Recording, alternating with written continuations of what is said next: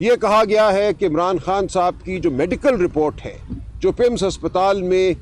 ہوا اس سے پہلے جو جیل میں تشخیص ہوئی وہ رپورٹ جو ہے ایک بند لفافے میں عمران خان صاحب کو دے دی جائے گی اور اسی رپورٹ کی ایک کاپی جو ہے آج ہی ان کے خاندان کو یعنی کہ ان کی بہنوں کو دے دی جائے گی۔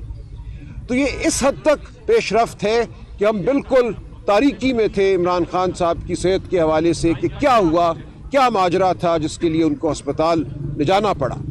تو یہ بات ہمارے سامنے آئے گی کہ پیمز ہسپتال نے کیا تشخیص کی ہے، وہاں کیا آپریشن ہوا یا پروسیجر ہوا، کیا ٹیکے لگائے گئے ہیں، یہ رپورٹ ہمارے سامنے آئے گی۔ تو جہاں تک طبی معاملات کا تعلق ہے خاندان فیصلہ کرے گا کہ جو علاج ہو رہا ہے وہ تسلی بخش ہے نہیں ہے،